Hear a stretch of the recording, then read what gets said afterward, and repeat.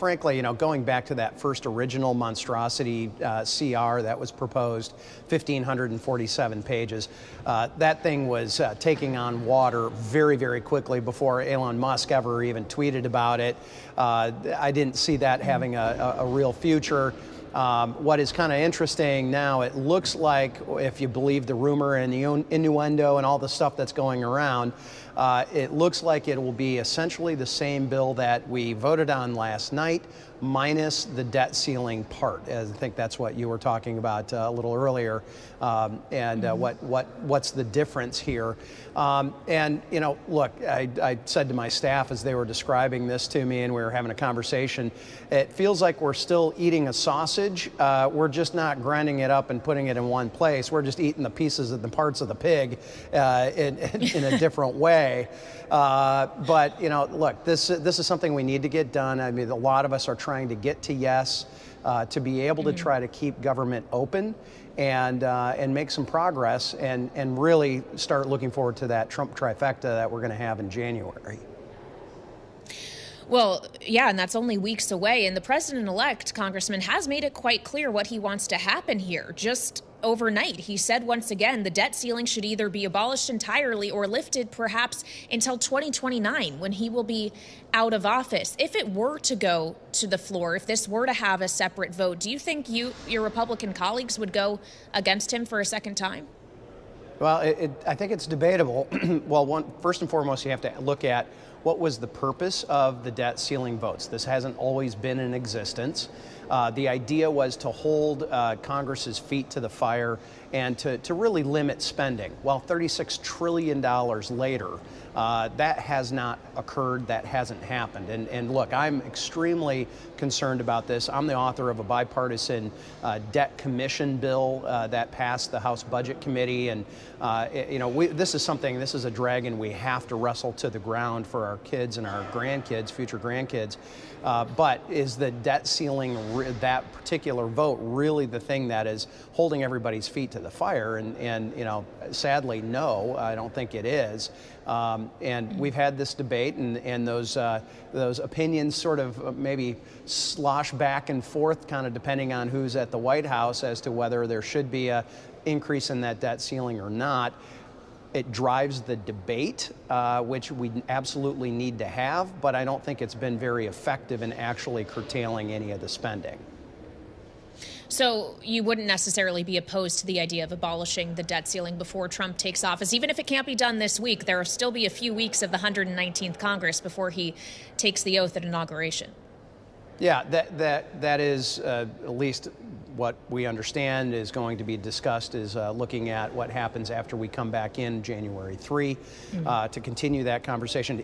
For me personally, what I would like to see then is what is the pressure point that replaces it? How else do we continue to have a sharp conversation about our debt and spending here in the country, which absolutely needs to happen? DOGE is going to be a part of that.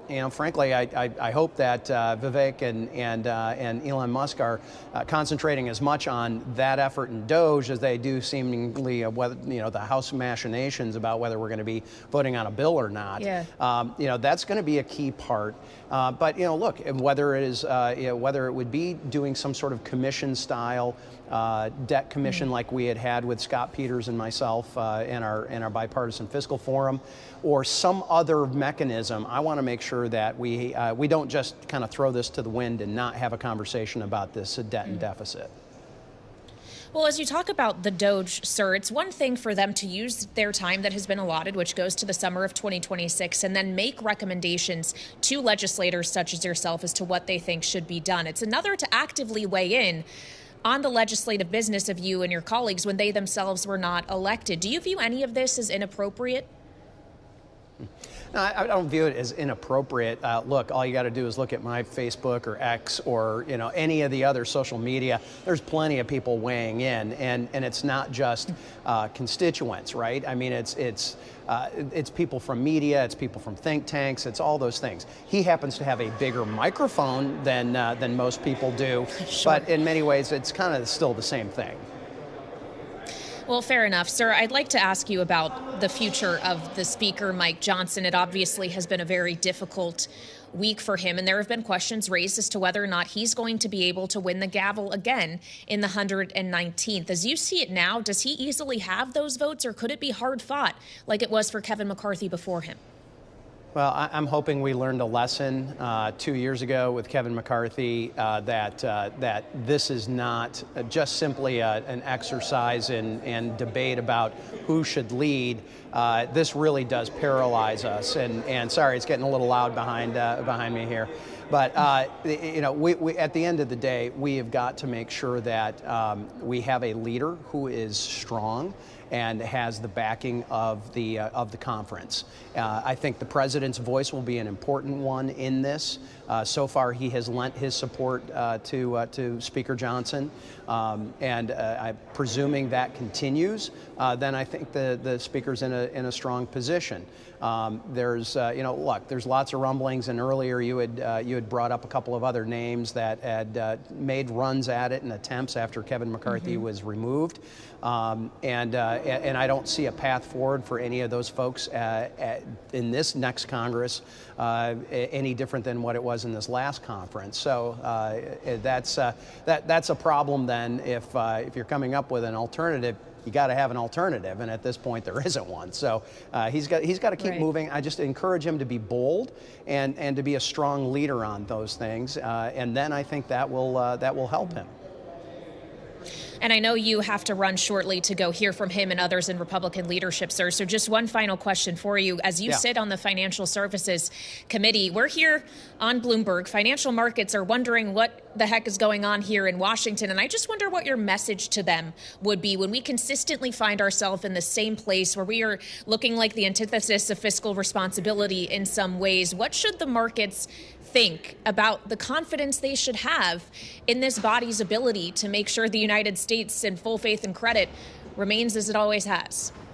Yeah. Well, it clearly is not a pretty process. Never has been, and frankly, it never has been designed to do so, and to be clean and easy. But I would say this.